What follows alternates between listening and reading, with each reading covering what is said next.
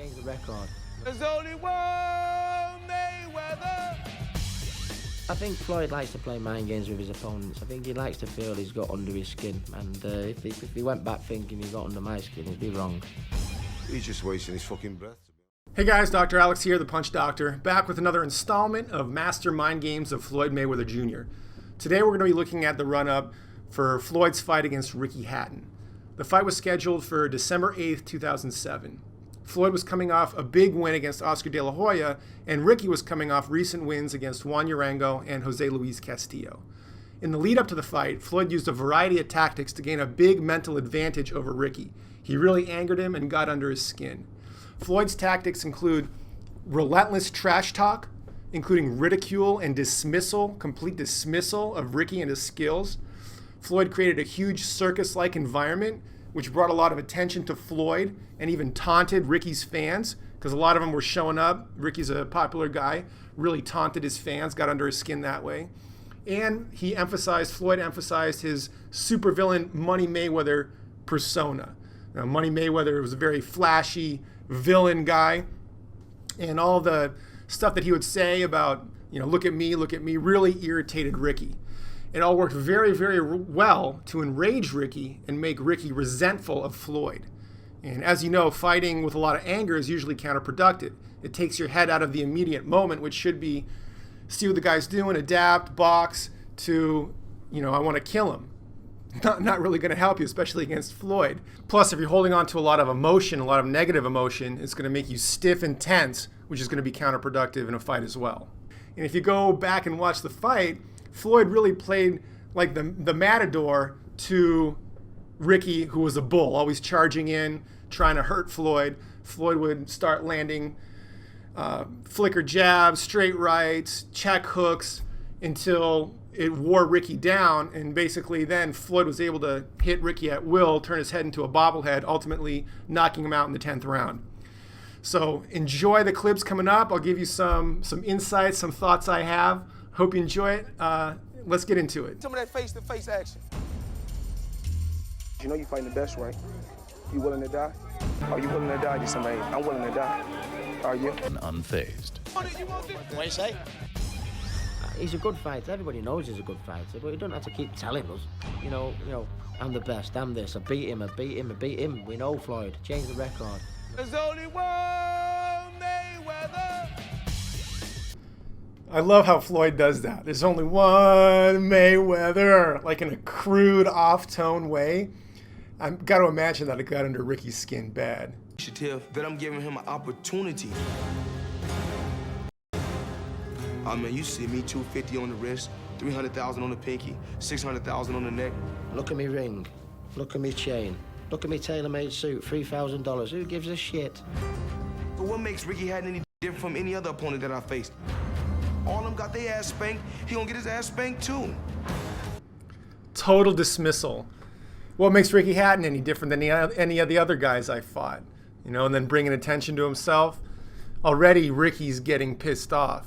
And they stick their middle finger up, basically saying, fuck you. So I stuck my middle finger back up. Said, fuck y'all. After 5 cities and 5,000... This, you can have a fucking load of crap. I'm real, yeah, real dickhead. Beg the question, with so much cash in hand, why keep fighting? You say Floyd done it all? Why should he be hungry? Why does Bill Gates still make them fucking computers? Why does Bill Gates still make those computers? He got about $50 billion, so tell me, why? That's why Floyd's still hungry. I don't know nothing about him. And I don't care to know nothing about him.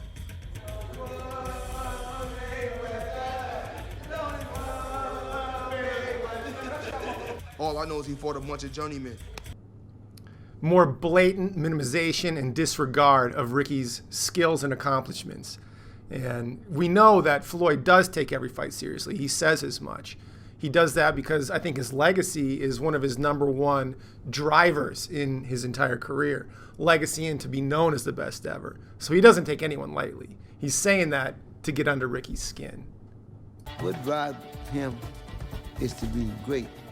not great like people say great, but to be the greatest fighter ever. As day breaks in Las Vegas, Ricky Hatton should just be appreciative. He even say that. I'm in the ring with Floyd Mayweather. You know, he should be just appreciative for that. You know, the fans make you, so don't shield yourself away from them. I don't need 5 bouncers pushing people away, get away from me. That's why, you know, I've got 33,000 people wanting to come and watch me, and he's got 33. Statements like that always amuse me because Floyd doesn't just have 33 people watching him. He's got the boxing purists that want to see a phenomenal boxer.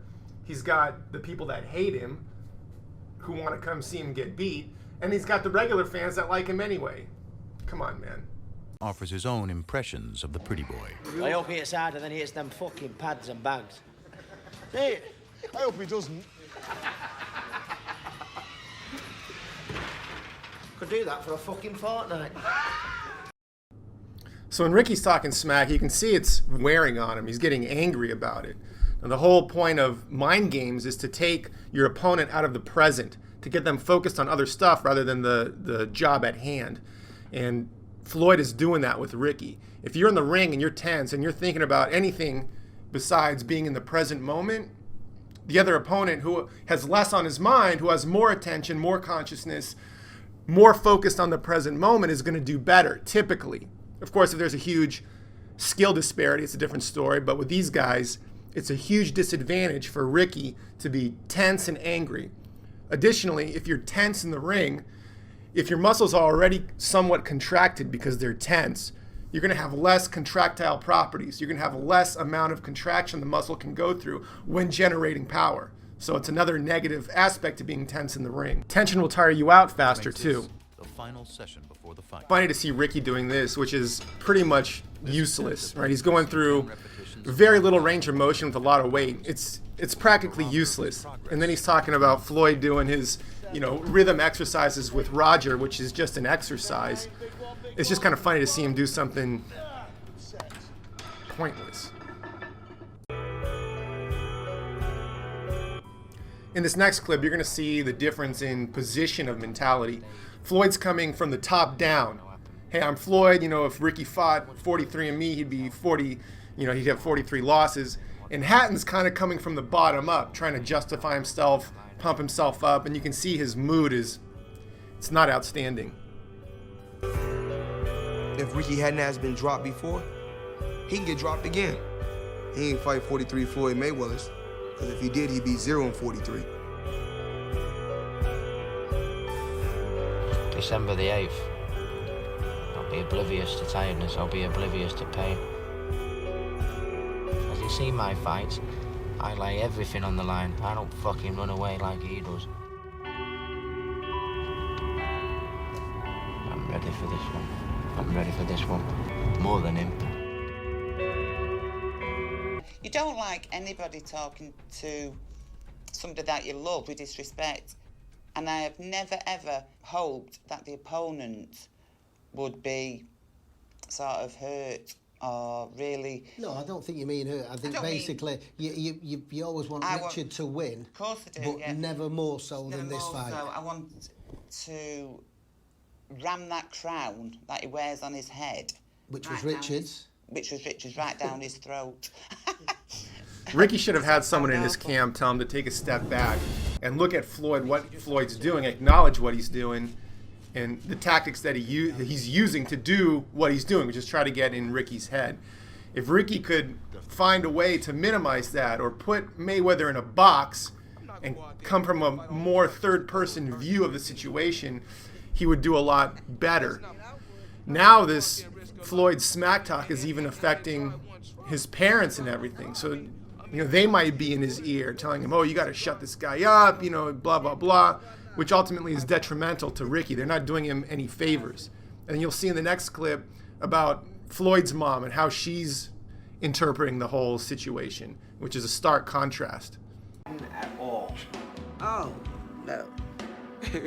Worried about what? A midget? That little midget? There's only one. He's gonna bring his A game, Floyd. He gonna bring his A game and get his what whoop? Buns. No, Ma. This 24/7. You can tell me the truth. Buns. He gonna get that. Jack, baby.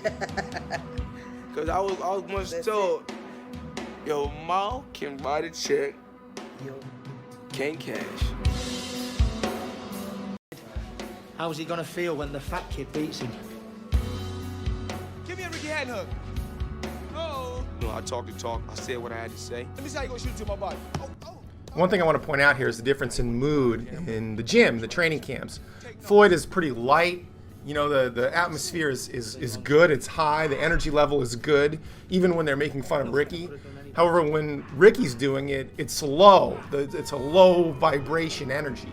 It's not fun and light. It's serious, and you can tell that it's wearing on him. It's getting to him. His home turf. His reception suggests otherwise.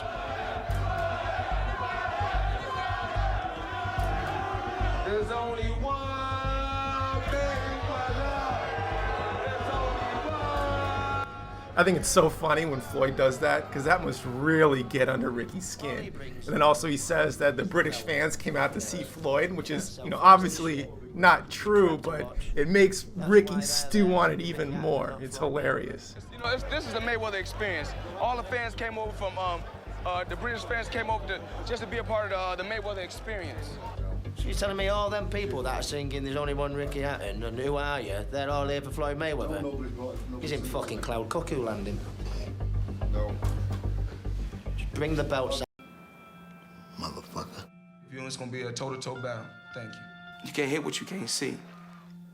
Intelligent, smart fighter, smart moves.